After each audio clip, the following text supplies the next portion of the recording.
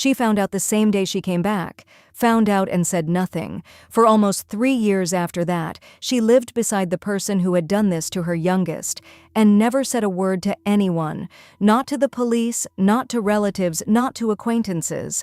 This is where the story begins, a story that would later become one of the most harrowing cases in the Tula region. October 2020, Bogorodidsky district. A woman, 33 years old, renting a private house with her partner, Nikolai Akulevich. Living with them is her youngest from a previous relationship, still very small. She leaves for a week to handle some business, leaves him with Akulevich, and when she returns, she learns what happened. He tells her himself, what he did, where he buried him, every last detail.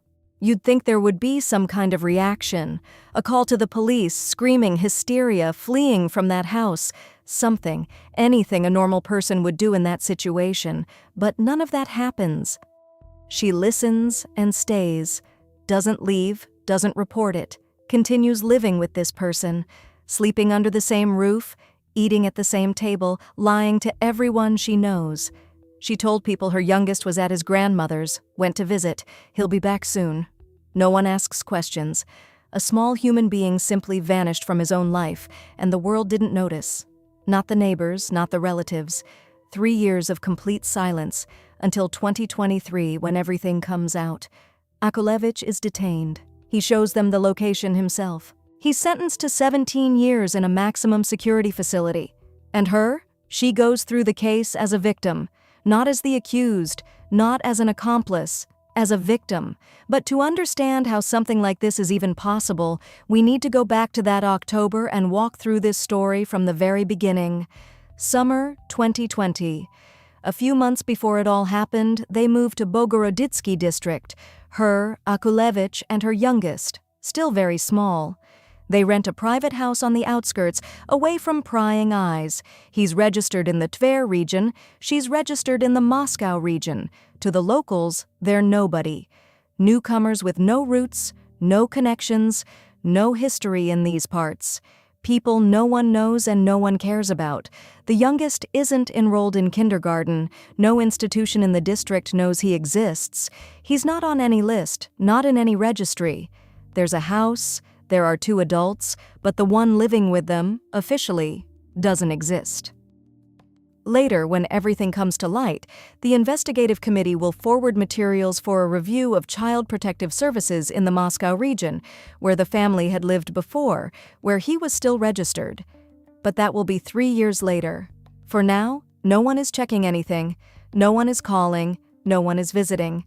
The family simply fell off the radar. What she was doing for work at the time, sources describe it differently.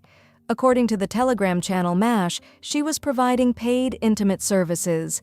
Leaving for a week and leaving her youngest with her partner was likely necessary because of work. The job requires mobility. A small child is always an anchor to one place. How Akulevich treated him, almost nothing survives in the case materials.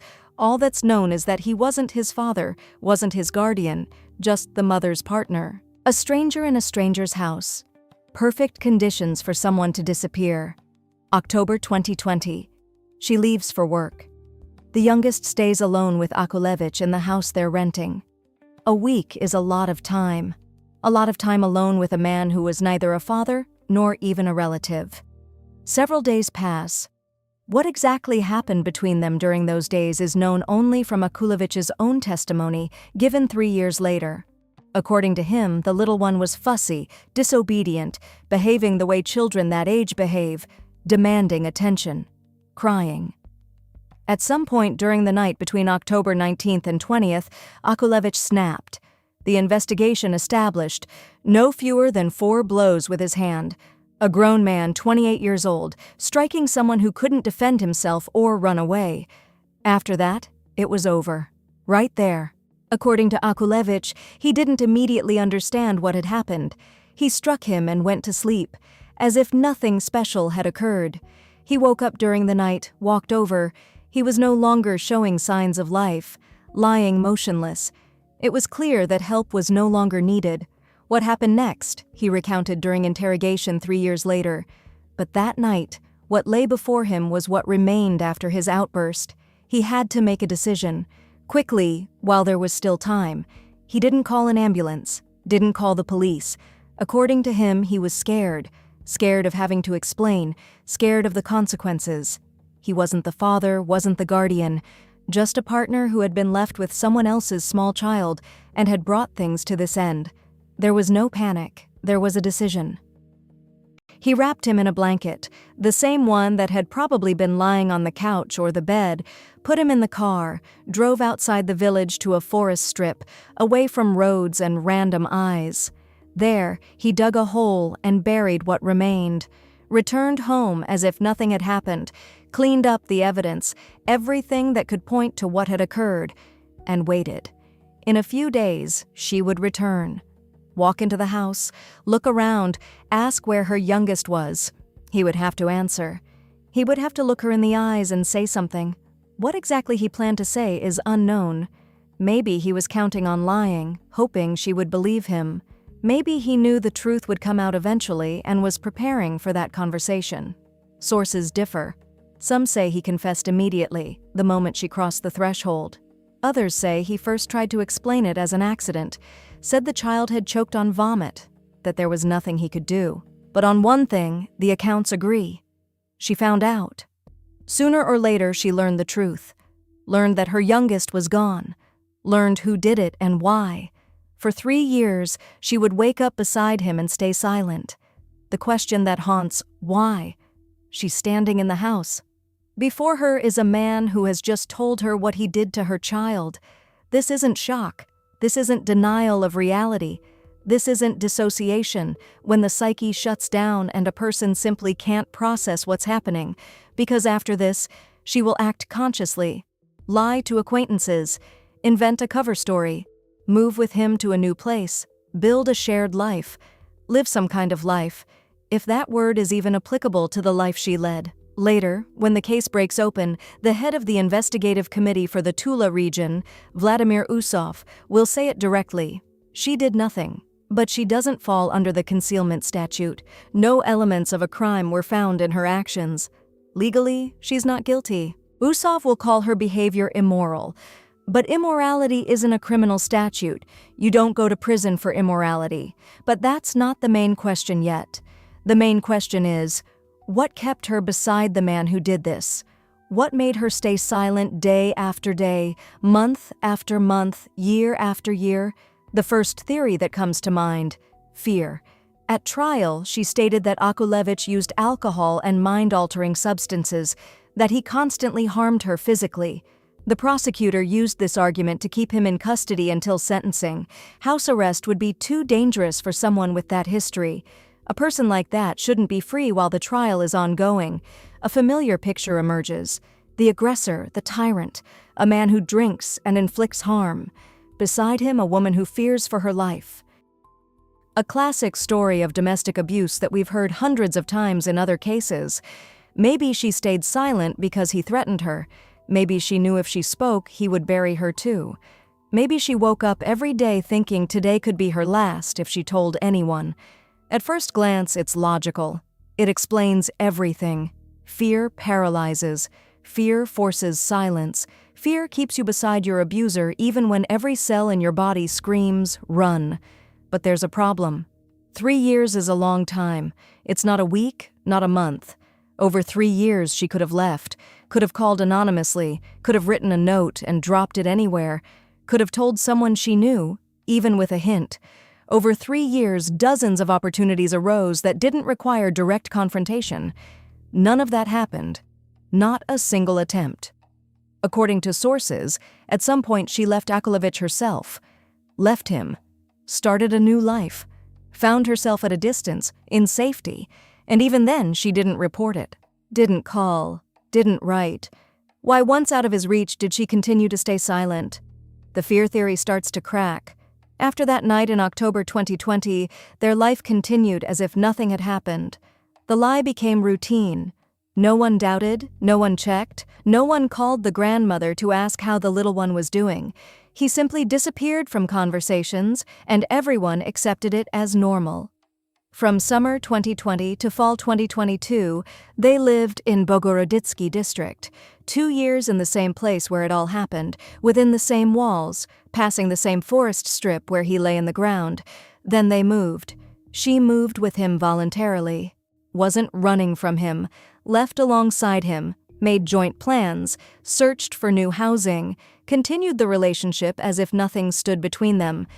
This no longer looks like a victim held by force. A victim looks for a way out.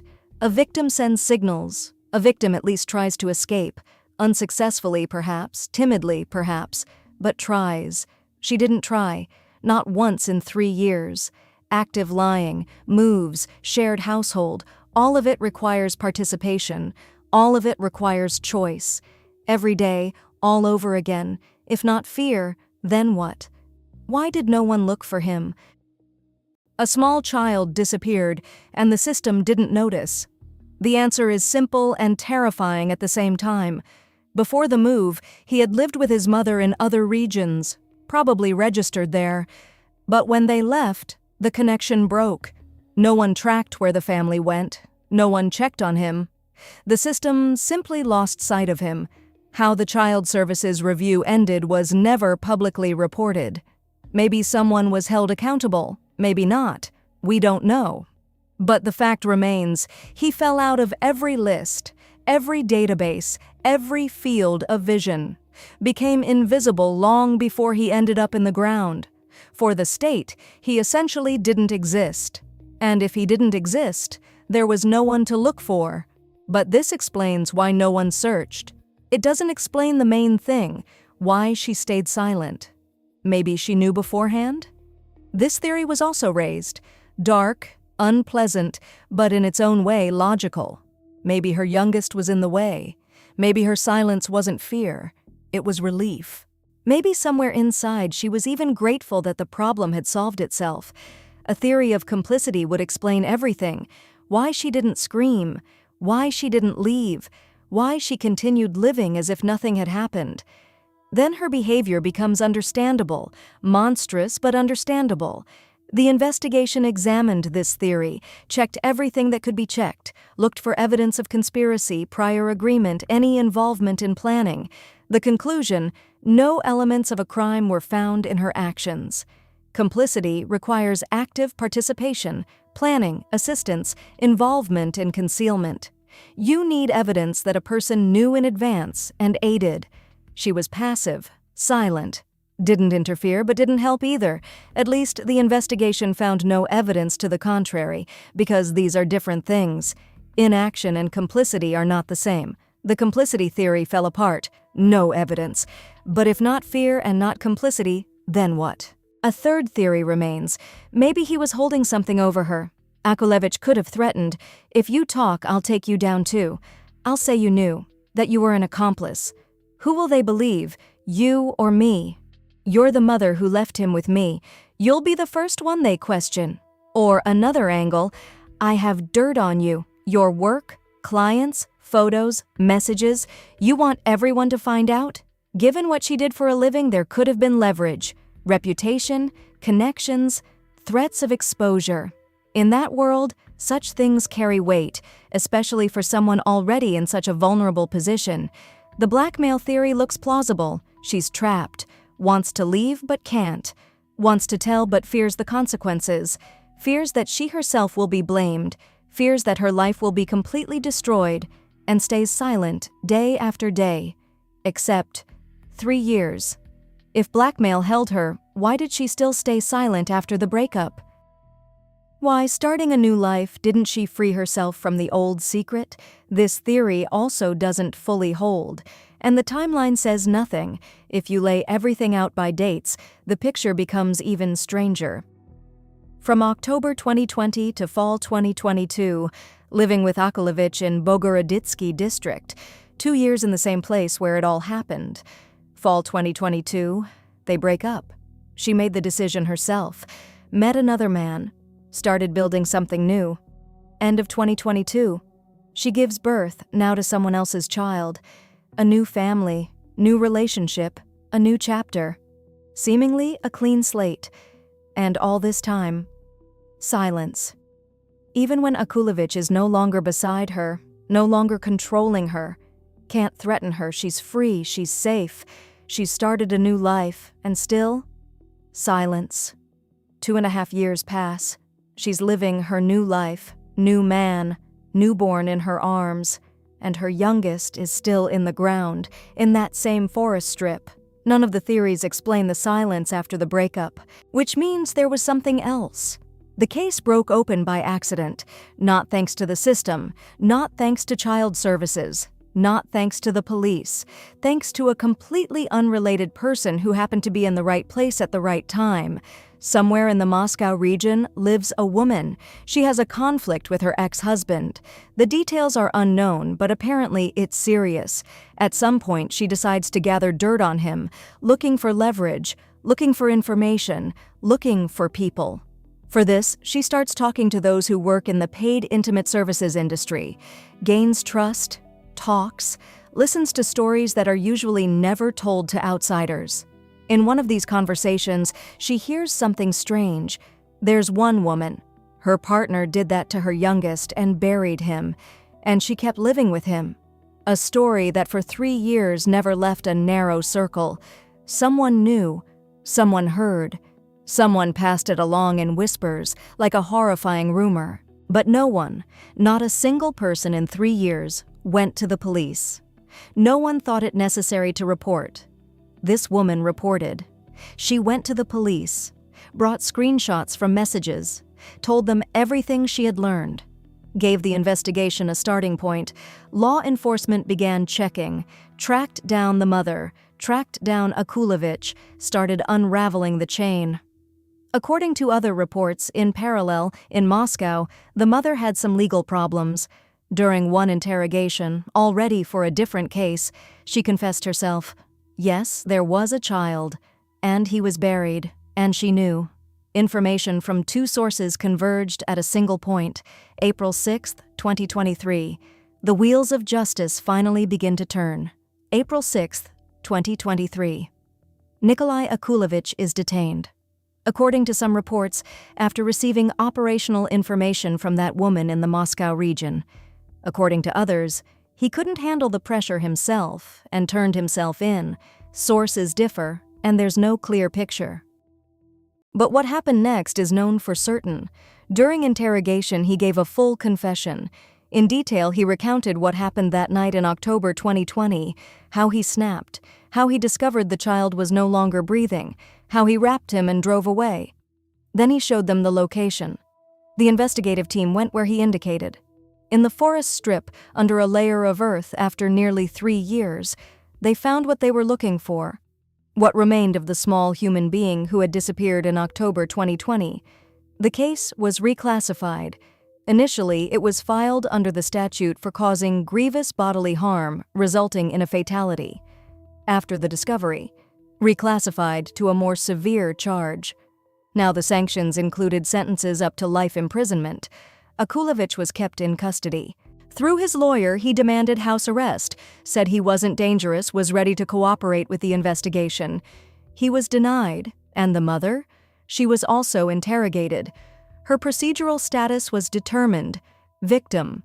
October 2023. The Tula Regional Court begins hearing the case. Almost immediately after it starts, an unexpected decision. The hearings are closed to the public and the press. The motion was filed by Akulovich's defense attorney. The official reason given, the need to disclose information of an intimate nature about the accused and the victim. What exactly that information was remains behind closed doors. What details are so intimate they cannot be spoken publicly, we don't know. The court agreed with the defense's arguments. Journalists were escorted from the courtroom, but some information still leaked to the press. From fragments of information, it became known that another woman had been living with Akulovich and the mother, someone named Darina. She was called a friend. Who she actually was, what role she played in that household, why she lived with them, unknown. These questions also remained behind closed doors. According to some reports, Darina also knew what had happened, knew and stayed silent, like everyone else. She moved out only in March 2021, 6 months after that night. For 6 months she lived in that same house knowing what had happened and also didn't report it. It turns out that at least 3 people knew about the small child buried in the forest strip, Akulevich, the mother, Darina. And all 3 stayed silent, each for their own reasons, but the result was the same: 3 years of silence. In court, he again asked to have his detention replaced with house arrest. The court refused for the second time. The hearings continued, closed, without press. What happened there? Only the trial participants know. The main question everyone was asking: why isn't the mother on the defendant's bench? 3 years of silence, 3 years living beside the person who did this, and nothing, no sentence. The head of the investigative committee for the Tula region, Vladimir Usov, explained this at a press conference in January 2024, dryly, by the letter of the law, without emotion. The statute on concealment of crimes requires active actions. Concrete, provable, helping hide evidence, providing shelter, destroying evidence, giving false testimony to investigators, something that can be documented and presented in court. She was passive, knew and stayed silent, but didn't help hide anything, didn't destroy evidence, didn't lie to investigators when they finally asked her. She told the truth, everything she knew. She remained a victim, free, no sentence, not even a conditional punishment. A legal paradox that's hard to accept. Why did she stay silent? December 5th, 2023. The Tula Regional Court announces the verdict. Nikolai Akulevich is found guilty on all counts. 17 years of imprisonment, maximum security facility. Not life, but close to the maximum that could be given under this statute. He heard the verdict standing. What he felt in that moment is unknown. Remorse? Fear? Relief that it wasn't life? We don't know. We only know the numbers. When he gets out, if he gets out, he'll be 45, almost half his life behind bars. If he survives. If they don't add time for something else. If nothing happens that happens in maximum security facilities, he's sent off to serve his sentence. The case is closed. The verdict is delivered. The guilty party is identified and punished. And she walks out of the courtroom free, without a single day in custody, without a conditional sentence, without any restrictions. 17 years. That's for him, for Akulevich, for the person who delivered those blows. And 3 years of silence. That's for her. And for that, nothing. No punishment. No accountability. Formally, justice has been served. The guilty party is incarcerated. The case is solved. Everything by the book. But the feeling that something is wrong doesn't go away. Let's summarize what didn't work. 4 theories and not one explains everything completely. Theory 1, fear. She feared for her life. Akulevich was violent, threatening, kept her in constant terror. Classic story, but she left him herself. After the breakup, she continued to stay silent. Fear doesn't explain the silence. Theory 2, complicity. She wanted to get rid of her youngest. He was a burden, got in the way of work, got in the way of life. A dark theory, but logical. The problem, the investigation found no elements of a crime. Evidence of conspiracy, 0. Theory 3, blackmail. He was holding dirt on her work, threats of exposure. Same problem. After the breakup, silence. And theory 4, mental disorder, dissociation, denial of reality, a traumatic response where the psyche simply shut down. The problem, she actively lied to acquaintances, maintained the lie for 3 straight years. That's strategy. Conscious, deliberate, consistent. All 4 theories are external.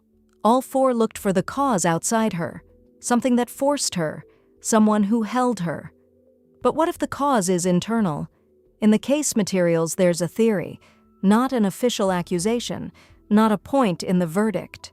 A theory voiced by sources close to the investigation, confirmed in publications, one that neither she nor her lawyers ever denied. She concealed what happened so she wouldn't lose her beloved. That's it. That's the entire answer to the question that has haunted everyone from the very beginning. Not fear, not blackmail, not madness. She simply didn't want to lose him. A small human being in the ground in a forest strip beyond the village. 3 years of silence, living with the person who did it, shared bed, shared table, plans for the future, moves, new housing, continuing the relationship, all of it, for a man, so he would stay beside her. So she wouldn't destroy what they had together. Her youngest turned out to be less valuable than the relationship, less important than this man, less significant than the desire to preserve what she called love. This isn't pathology in the medical sense. This isn't a disease that can be diagnosed and treated. This is a choice, a conscious, daily, 3-year choice. Every morning she woke up beside him. Every morning she chose him. And every day she could have left, called, told someone. But she chose silence, because otherwise she would lose him. The truth would destroy everything. All the false theories looked for an external force, something that made her, someone who held her. No one held her. She held on herself. Now the whole story looks different. Every detail, every fact, everything flips when you know the motive. The lie about the grandmother, not self-protection. It was protection of the relationship, so no one would ask unnecessary questions. Not fear of being exposed, fear of losing the man. 2 years of shared life after that night, not a trap. It was her choice. She wanted to be beside him, wanted to continue what they had. Despite what she knew, despite what lay in that forest strip, moving with him in 2022, not fleeing from fear, not a forced decision under pressure. It was the continuation of their shared story. New place, new home, new plans together. And even the breakup at the end of 2022, not liberation from captivity. She left when she wanted to, not when she could, when she wanted to, not when the opportunity arose, when she made the decision. And even then, she didn't report it. Because reporting would mean acknowledging, would mean making it all real, final, irreversible. Easier to stay silent, live as if nothing had happened. Easier to start a new life, have a new baby with a new man. Leave the past in the past, along with what lies in the forest strip. She's not a victim, not a hostage, not insane, not a woman broken by circumstances. She's a woman who chose a man. And that choice cost her youngest everything, not in the sense that she gave him away, but in the sense that she didn't bring him back, didn't try, didn't want to, left him in the ground and moved on. 3 years, day after day, of her own free will. 17 years, that's for Akulevich. A person committed an act. A person answered for it. Cause and effect. Crime and punishment, everything by the law. And she's free. She has a new family, a new man, a new baby in her arms. Legally, a victim. In reality, a person who for 3 years chose silence, to keep her man, to preserve the relationship, so he would stay beside her. Here's what remains after this story. Not the horror of what happened, that's understandable, explainable, punished. Not the failure of the system, that's also understandable. A family without registration, a child without daycare, child services that lost sight of him. Not even the mother's lack of punishment, that's legally justified. The law doesn't have a statute for silence. What remains is a question about a person, about how a mind works where a man matters more, about what must break inside for such a choice to become possible and real, and about how many more stories like this will never be uncovered, because silence is more convenient than truth, because it's easier to forget than to acknowledge. He was 5 years old. He didn't go to kindergarten. No one looked for him. He lay in the ground for 3 years while the world around him continued living its life, and then he was found by accident, thanks to a woman looking for dirt on her ex-husband, not thanks to the system, not thanks to child services, not thanks to the police, thanks to chance. That's how it works. Not the system, not the law, not justice, chance. Dear viewers, if there are suspicious families in your surroundings, please don't stay silent. Report it to the authorities. Report it anonymously. Just report it. or bring attention to it, but please don't just leave it alone. Don't stand on the sidelines. Don't be indifferent. If you like this video, please like, subscribe to our channel, leave comments. See you next time.